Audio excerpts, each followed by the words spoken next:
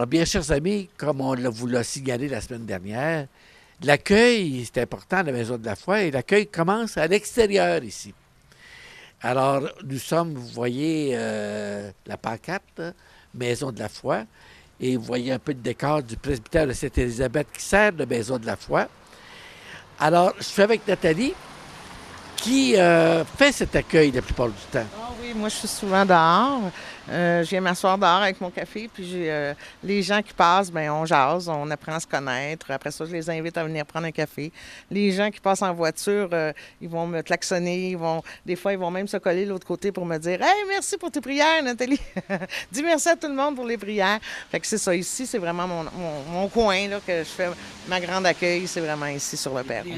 Tu les invites à entrer. Oui, bien sûr, on les invite après à rentrer, à venir prendre un café, un jus. C'est vraiment manger des petits biscuits, c'est souvent apprécié, oui. Maintenant, Nicolas, je viens d'apprendre une bonne nouvelle. Oui. Tu viens d'être nommé officiellement. C'est quoi ton titre par rapport à la Maison de la Foi? Là? Ben, disons aumônier, appelons ça comme ça, là. Ouais. Je ne me souviens pas exactement ce qui a été écrit, là. Prêtre répondant de l'accompagnement spirituel pour la Maison de la Foi. Je te félicite. Hein? Merci beaucoup. Ben oui, je ben te oui. félicite. Alors, tu vas faire la première entrée. Oui, Marqué ouvert. oui, c'est ouvert, exactement. Alors, veux-tu ouvrir la porte? Ben justement? oui, on va rentrer, voilà. Bienvenue, c'est toujours une joie de vous accueillir. Hein? Venez, venez. Bienvenue. Alors, quand c'est écrit ouvert, les gens viennent.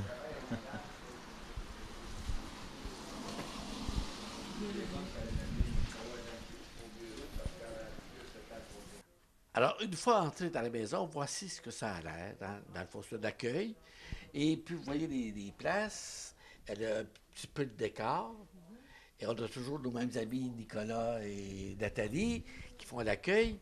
Et puis, il y a l'escalier aussi. C'est pour montrer que, dans le fond, c'est assez grand. Il y a un escalier qui monte au deuxième. Et le même escalier conduit au troisième. Alors, dans des prochaines émissions, on aura l'occasion de monter aussi à l'étage. Maintenant, on va se diriger, à moins que vous ayez quelque chose à mentionner sur la place ici. Ben moi, il y avait l'arbre, là, il y a ici en arrière, on a fait avec une amie qui est artiste peinte, Lucie Bastien, qui nous a peint ça ici. Et là, c'est parce que là, mon décor est pas j'ai changé parce que là, l'automne, on est rendu pour l'hiver. On va mettre de la neige, mais sur chaque feuille, comme mettons l'automne, sur chaque feuille d'automne qu'on a mis sur notre arbre, qui est décoré totalement, il y a les images, c'est les photos de chaque personne qui vient ici à la Maison de la Foi. Et les prêtres, notre évêque, tout ça, tout est là. Et là, c'est juste parce que là, j'ai pas eu le temps de faire mon décor d'hiver encore, mais ça s'en vient. Puis chaque ami qui arrive ici nous apporte, par la suite, il nous amène une photo d'eux qu'on peut les rajouter dans l'arbre de la famille du Seigneur. On va se diriger vers notre place capitale dans une maison, qui est la cuisine. Et on va parler de ce qui se passe à la cuisine normalement ici.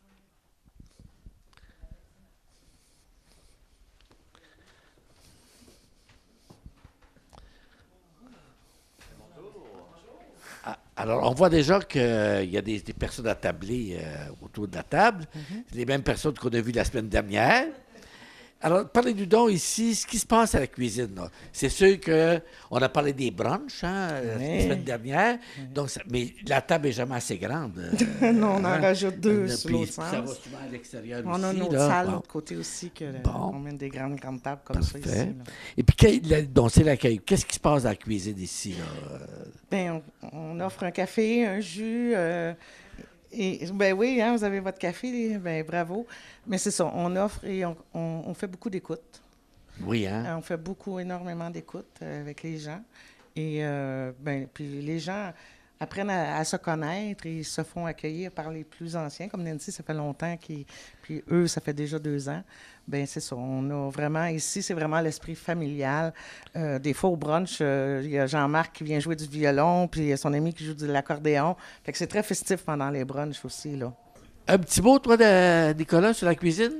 Ben, c'est-à-dire, oui, la cuisine, c'est d'abord le domaine de Nathalie. Oui. Ça, c'est clair. On a parlé des brunchs, mais avant les brunchs, c'est d'abord l'accueil personnel. Quelqu'un vient, entre, s'assoit là, prend un café, comme disait Nathalie, on l'écoute.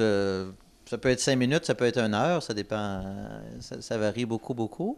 Mais le fait de la cuisine, c'est vraiment la porte d'entrée. C'est le lieu où on apprend à se connaître, à se rencontrer. Depuis les origines, hein, on a partagé dans l'autre émission que c'était le café au restaurant. C'est ça. Alors, prendre un café, c'est rester un aspect fondamental de l'accueil puis de toute la mission. C'est pour ça que ça fait partie du décor et le café est important. Bon, c'est café ou autre chose, là. Mais c'est un aspect important de la maison, c'est cet aspect-là un peu informel. Hein? C'est pas un horaire, tu viens à telle heure, tu repars à telle heure parce qu'il y a une activité. Il y a ça aussi, on en parlera plus tard. Là. Il y a des activités organisées, mais c'est la possibilité de venir à peu près en tout temps. C'est ça. Hein, presque en tout temps. Présentement, il n'y a personne qui habite la maison en permanence, mais il y a presque tout le temps quelqu'un ici là, pour accueillir. On va se diriger vers une autre pièce, à l'étage aussi. Hein? C'est super important. Oui.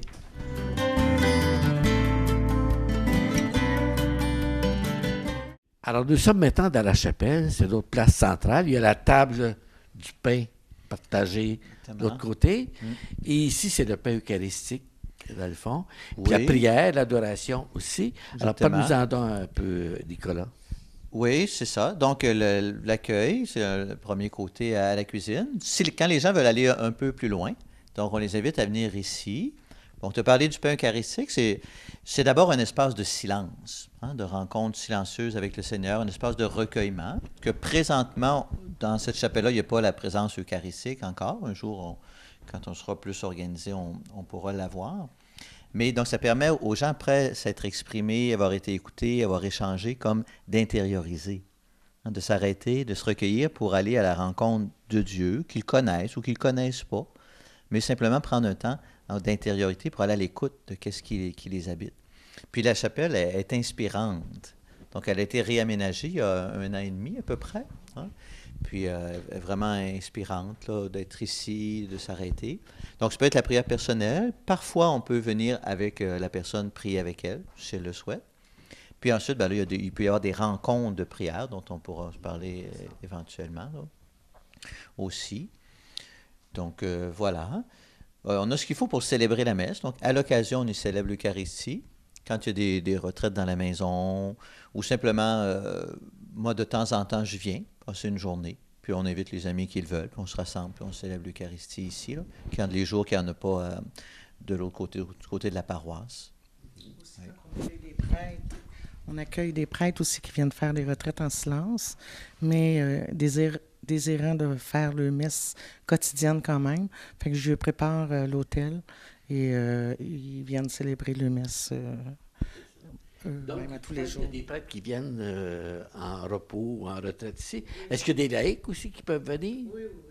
Parlez-nous de ça, cet aspect-là. Bien, c'est ça. Là, on est en train... il y a comme je vous dis, il y a des prêtres là, qui viennent pour un repos en silence. Fait qu'on les a aménagé un endroit pour qu'ils soient en silence. Parce que moi, ici, je fais de l'accueil à tous les jours. Hein, fait que le silence, c'est pas toujours... sur le premier, mais au troisième, les prêtres, les gens sont au silence en haut. Il y a eu, quand que l'abbé Nicolas a donné la source baptismale la semaine passée, une fin de semaine, 3 jours, que l'on accueillait des gens, des laïcs, qui ont désiré vivre cette fin de semaine-là de retraite et qui vivent ici à ce moment-là, qui couchent ici, puis oui, c'est ça. Quand on vit sur le 3e étage, on reparlera de ce sujet-là. Alors, dans cette 2e émission, donc, on vient de voir des locaux, des premiers locaux, du 1er étage. Locaux de base. Locaux de base. Ton implication dans la Maison de la foi. Bien, bonjour d'abord. Merci. Merci d'être avec nous. Ça nous fait plaisir de partager ces quelques moments avec toi. Bien, moi, en fait, j'ai été nommé, donc, je suis prêtre du diocèse depuis l'an 2000. J'ai été nommé curé ici à Sainte-Élisabeth, puis les paroisses des environs. On appelait ça dans le temps l'unité La Bayonne, les 5 paroisses, en 2010, en septembre 2010. Puis, juste avant d'arriver ici, j'avais pris 3 mois sabbatiques, au cours desquels j'avais écrit une petite relecture de mes 10 premières années comme prêtre. Puis, ça m'a permis de mettre en valeur des moyens pour prendre ce qu'on appelle aujourd'hui le tournant missionnaire, hein, pour entrer dans l'élan de la nouvelle évangélisation. Donc, un texte qui s'est appelé « La mission du prêtre pour la nouvelle évangélisation de nos paroisses ». Fait qu'en arrivant ici à Sainte-Élisabeth, ben, tout de suite, j'ai réuni quelques personnes. On a formé une équipe missionnaire visionnaire, dont faisait partie d'ailleurs Nancy puis Nathalie. Nous en dirons quelques mots, là. Et puis à partir de cette équipe, bon, on a commencé à mettre sur pied différents projets. Et le premier, ça a été de faire en sorte que cette grande maison, ce grand presbytère, que j'habitais presque seul, il y avait un autre prêtre qui habitait avec moi aussi, puisse servir pour les paroissiens. Donc, on l'a tranquillement ouvert, et puis c'est petit à petit qu'est né le projet. Quand on a commencé, on ne savait pas où est-ce que ça allait nous conduire. Et puis aujourd'hui, 7 ans plus tard, on voit tout le chemin parcouru. Pour dire aussi qu'au plan physique, le presbytère était comme préparé d'avance. Parce que Ouais. toi, tu as vécu ici, dans le fond, pendant un certain temps avant. Et je pense que tout le presbytère a été rénové, renouvelé, de sorte que vous avez des locaux aujourd'hui qui sont très accessibles. Oui, moi, j'avais habité ici avant d'être prêtre, de 95 à 99, avec une petite fraternité. Puis à l'époque, on avait pu justement investir pour rénover le presbytère, qui date quand même de 1854 ou quelque chose comme ça, là. Alors, c'est un très beau presbytère, mais qui avait besoin de rénovation. Puis comme tu dis bien, c'est ça, aujourd'hui, ça nous fait des espaces exceptionnels pour vivre un projet d'évangélisation. Oui, alors c'est pour ça que... Puis de toute façon, dans le courant probablement d'une prochaine émission, on aura l'occasion de visiter ce presbytère-là, hein, Oui, c'est ça. qui est vraiment très accessible puis très adapté pour la... Donc, on te laisse continuer quand même le projet, là.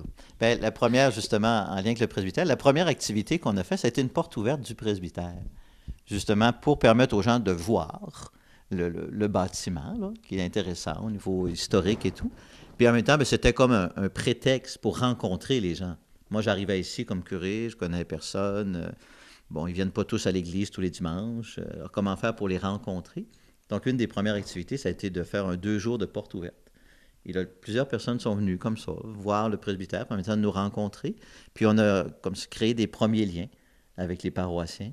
Puis ça a été une des premières activités du projet, là. Puis toi, est-ce que je vois ici qu'il y a un livre, hein, qui s'appelle « La conversion pastorale pour la nouvelle évangélisation ». C'est dans ça qu'est ton texte, hein? Oui, exactement. Donc, l'idée première, est-ce que ça vient de l'article que tu as écrit, là, que tu essaierais de mettre en pratique? Oui, exactement. Donc, dans ce que j'ai écrit, on va il y montrer avait ce livre ici, là.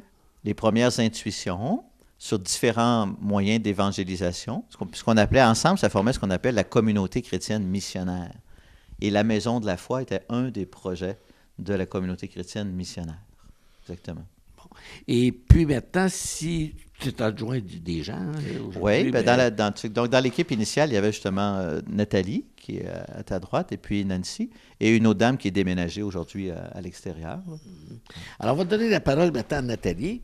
Donc, tu étais aux origines, hein, avec l'abbé Nicolas, hein, des personnes. Et tu avais déjà une maison, je pense, à toi, à Joliette. Là. Avec une autre amie, oui, on avait une maison à Joliette qui a eu quand même plusieurs... mais nous, ce qui est important de base, c'est qu'on se réunissait, on allait à la messe, on suivait notre prêtre, on allait à la messe le dimanche, et après, on se réunissait tous au restaurant pour partager de ce qu'on a vécu à la messe, partager de l'homélie du prêtre, tout ça. Et suite à ça, à un moment donné, les sous viennent qui nous manquent, hein, fait qu'on s'était dit, bien, ce serait le fun de se réunir, mais mettons chez nous, là, dans notre maison, dans notre cuisine, pour pouvoir dîner ensemble puis faire un brunch. Et de là est arrivé un monsieur qui a acheté une maison pour nous dire, bien, faites ce que vous avez à faire, faites l'accueil et on verra si le Seigneur vous suit. Et bien, c'était vraiment là, un beau projet. Puis, c'est ça. Et quand que l'abbé Nicolas a été appelé à venir ici, il nous a demandé si c'était possible de venir faire un peu d'accueil, venir aider. Fait que c'est ce qu'on a fait. Et pour ce qui est de la porte ouverte, la première activité qu'il y a eu, c'était vraiment formidable, là. Les gens... il y a des gens... Les gens continuent à venir aujourd'hui, là. Puis c'est depuis 2010, là. Fait que... Oui, exactement. Bien sûr, bien sûr. Et puis, il y a Nancy ici. Oui. Nancy, toi aussi, comment ça t'est impliqué, ton intégration ici, là? Bien, je connaissais l'abbé Nicolas, puis là, il nous a demandé si on voulait faire partie de l'équipe missionnaire et visionnaire. Puis cette équipe-là, de mémoire, là, ça fait longtemps, là. Ben, on faisait des projets, justement, pour que les gens puissent connaître Jésus, là, des projets spirituels, des projets sociaux, pour que les gens puissent venir à la maison de la foi, puis qu'on apprenne à partager ensemble, là. De mémoire, c'est ça, là. C'est beau. Et puis, il y a d'autres personnes qu'on voit là, qui sont ici. Alors, c'est quoi vos liens quand vous êtes intégrés à la Ben, maison ici? Je me rappelle pas c'est quand la première fois qu'on est venu au Juste, là. Vous vous présentez d'abord aussi Moi, pour... c'est José Corchane, là. Je suis l'épouse de Guy Larochelle. Oui, bon. Puis c'est ça, on est venu ici. Je pense qu'il y avait des jeudis de prière, là. Fait qu'on a commencé, je pense, à venir à des jeudis de prière. Puis après ça, il y a eu comme les brunchs, là. Fait qu'on essaie de venir au brunch puis partager. Puis quand on peut, ben, on vient prier avec la Maison de la Foi, là. Mais Guy fait partie du CA, mais moi... Oui, C'est parfait. ça, mais on l'a connu comme ça, la Maison de la Foi. Parfait, là. ça va. Alors, Guy, toi? Guy Larochelle. Ça fait pratiquement 2 ans qu'on vient à la Maison de la Foi. Je pense que c'est une belle maison de ressourcement, se ressourcer, rencontrer du monde qui ont la foi. Et puis, depuis presque 6 mois, on a aussi des soirées de louange avec les jeunes. C'est quand même très agréable. Et puis, depuis 3 mois, c'est tout récent, là, je fais partie du conseil d'administration. C'est pas mal ça que Parfait. je vais dire, là. Maintenant, c'est Thérèse Dessert. Toi, c'est quoi ton lien? Bonjour. Mon lien ici à la Maison de la Foi à Sainte-Élisabeth, ça fait peut-être 6 ans là, que je travaille ici, c'est-à-dire je travaille. C'est du temps qu'on se donne ensemble, qu'on partage avec les brunchs, les rencontres, les prières, la messe le jeudi. Pour moi, c'est une occasion de créer une famille et de me ressourcer aussi. Alors, la Maison de la Foi est importante pour moi. C'est une belle famille. Et là, ça me motive encore plus parce qu'il y a des jeunes là, qui commencent à venir ici puis à nous côtoyer, à animer la rencontre du vendredi. Alors, beau cadeau qu'on reçoit. Alors, je suis très fière de ça. Merci. Maintenant, moi, pour avoir suivi de loin puis de relativement proche, on sait que c'est Nicolas qui était à l'initiative de ça. Bon, on a vu les principaux collaborateurs. Et puis, à un moment donné, Nicolas, toi, tu es parti pour le diocèse d'Amos. Alors, ben, la maison a continué quand même. Hein? Et puis, à ce moment-là, Nathalie a pris un rôle assez important dans la maison. Alors, qu'est-ce qui s'est passé, là, une fois que les intuitions de base ont été mises en place? Qu'est-ce qui s'est passé les années qui ont suivi? Ben, je peux dire un mot d'abord. Oui, Donc, en 2012, effectivement, moi, j'ai été appelé à aller collaborer au diocèse d'Amos. Donc, j'ai laissé la cure ici de l'unité La Bayonne. Et puis, de 2010 à 2012, en fond, ça ne s'appelait pas encore la Maison de la Foi. C'était le presbytère. C'est ça. C'est le presbytère. Puis les gens venaient. Puis ça devenait tranquillement une maison familiale. Les gens reconnaissaient que c'était leur maison. Et quand je suis parti, donc le prêtre qui m'a succédé, c'est l'abbé Stéphane Côté, que tu connais bien, que tu as formé. Puis lui a accueilli que le projet se continue dans ce qui était son presbytère. Lui, il vivait ici comme prêtre. Fait que les activités ont continué. Par la suite, ben là, il y a eu beaucoup de changements avec ce qu'on a appelé les réaménagements des paroisses, des fusions de paroisses et tout ça. Fait que là, il a fallu comme préciser un petit peu le projet. C'est dans ce contexte-là qu'avec le prêtre qui a succédé à l'abbé Stéphane, c'était l'abbé Christophe Novak. Donc, on a rencontré l'abbé Christophe, qui, lui, n'habitait pas ici au départ. Puis là, ben, en réfléchissant avec lui, puis avec le conseil de fabrique, puis l'équipe missionnaire, donc, on s'est aperçu que le projet débordait le cadre paroissial.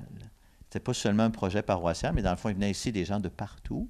Et c'est comme tranquillement, comme ça que la Maison de la Foi est devenue comme un projet autonome, ou distinct de toute la pastorale paroissiale, donc en collaboration. Et depuis ce temps-là, donc dans les dernières années, tranquillement, donc, il s'est formé un conseil d'administration, on a pu obtenir une charte, devenir un organisme autonome sans but lucratif. Puis là, ben, les collaborations avec la paroisse se clarifient. Il y a la Maison de la Foi, il y a la paroisse, on poursuit une même œuvre, qui est l'œuvre d'évangélisation, mais chacun selon nos fonctions réciproques.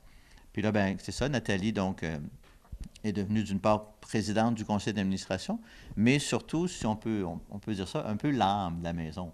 Hein? Il faut ça dans une maison, l'âme de la maison. Fait que là, je pense qu'elle peut dire quelques mots un peu sur la suite des événements. Bon, parle-nous donc de ça. Bien, c'est ça.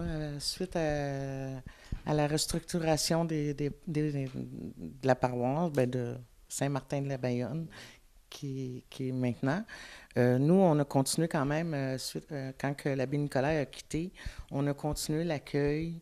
Et ici, on faisait déjà les cellules d'évangélisation paroissiale.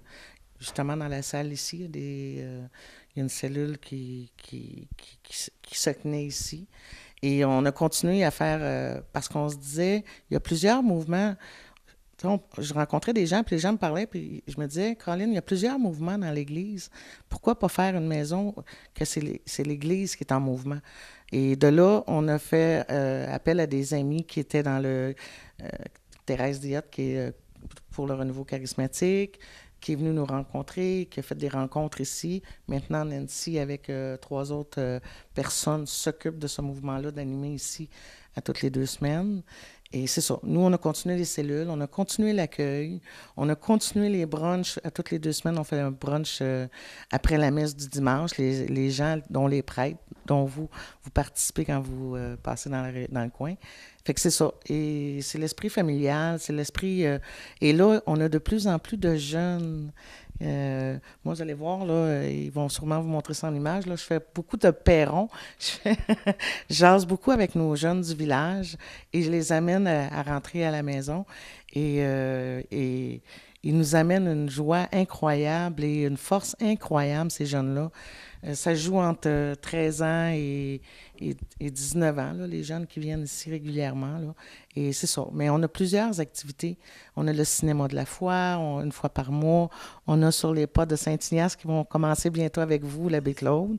On a l'abbé Berthier-Lavoie aussi qui vient faire des cours de catéchisme à toutes les 2 semaines le lundi, qui est fort apprécié aussi. Les gens, c'est ça, on a plusieurs petites formations qui se donnent, mais c'est vraiment le milieu, on est propice à ça. Et avec l'accueil et les amis qui nous soutiennent, c'est bien. Alors, dans cette première partie de l'émission, viendrons de voir où est la Maison de la foi, qui sont les personnes qui l'animent et quelles sont les motivations principales de la Maison de la foi.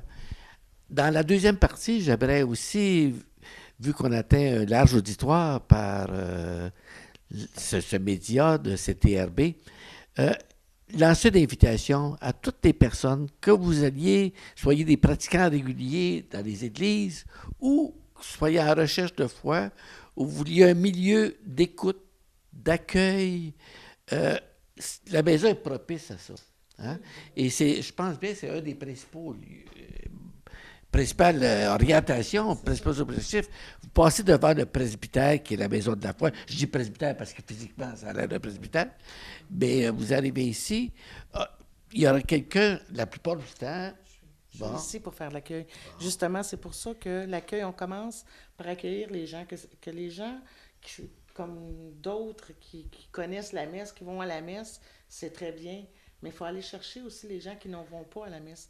Et quand je dis aux gens que je vais à la messe le dimanche, ils me disent « Ah, c'est bien beau. » Mais si je leur dis de venir avec moi, c'est sûr, ils vont me dire « Ah, non, pas cette semaine. » Mais si je les invite à venir prendre un café ici et à jaser et à rencontrer des amis qui ont la foi, et c'est de là que que le Seigneur est agissant. Là. Alors, c'est la première invitation que je voudrais vous lancer.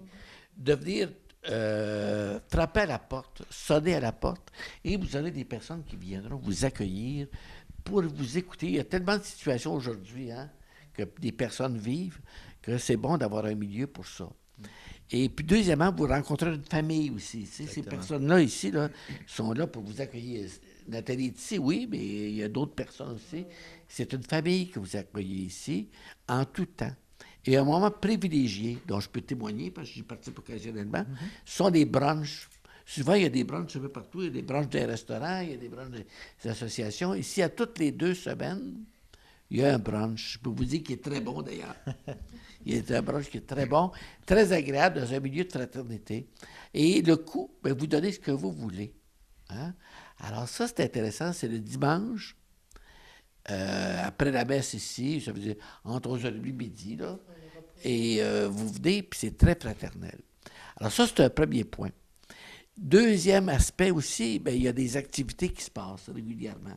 J'aimerais insister dans cette première émission-là, parce qu'on va puis tu as mentionné tout à l'heure que les cellules d'évangélisation paroissiale, ça se passe ici, Alors, on va... Il y en a une qui se fait ici. C'est ça, mais ça donne un exemple pour la maison ici.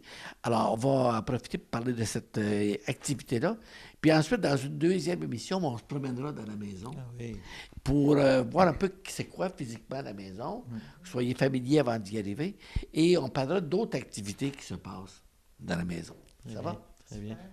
Bon. Alors, peut-être que Nathalie, tu peux reprendre la parole, mais toi aussi, tu fais partie des cellules, puis vous autres aussi. Hein, vous autres. Alors, chacun peut donner son initiative, puis Nicolas aussi, parce que t'es où tu es encore l'animateur Oui, national? National, non. Je ne suis plus Ouais. ça, mais je suis au niveau du diocèse de Joliette.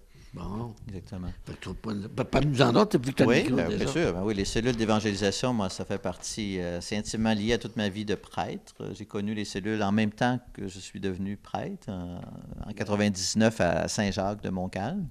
Puis partout où je passais, j'ai toujours initié ça. Donc, les cellules, ce sont des petits groupes qui se réunissent en général dans les maisons. Donc, des groupes entre 4 et 12 personnes à peu près, qui se réunissent dans les maisons de manière régulière, idéalement chaque semaine, pour prier ensemble, partager ce qu'ils vivent, recevoir un enseignement.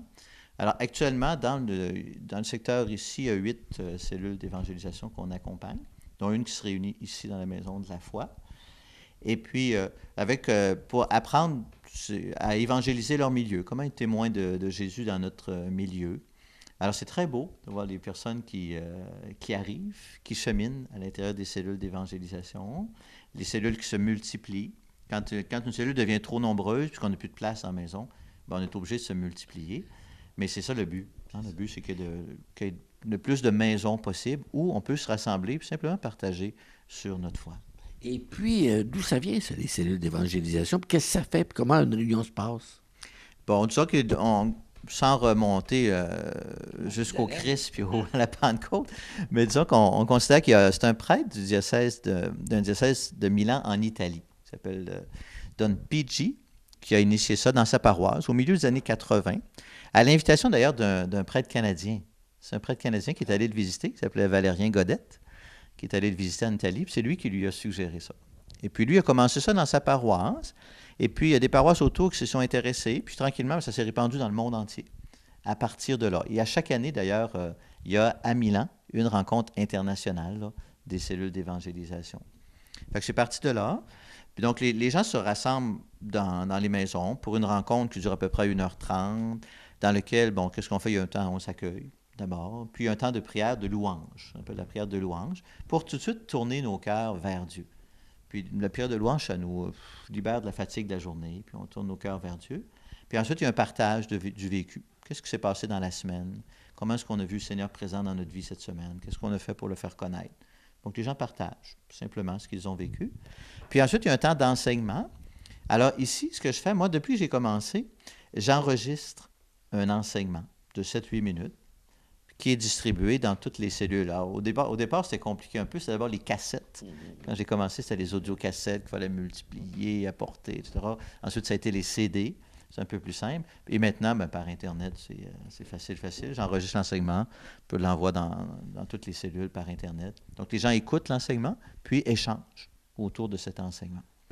Alors bien, chers amis, à bientôt et on se retrouve la semaine prochaine.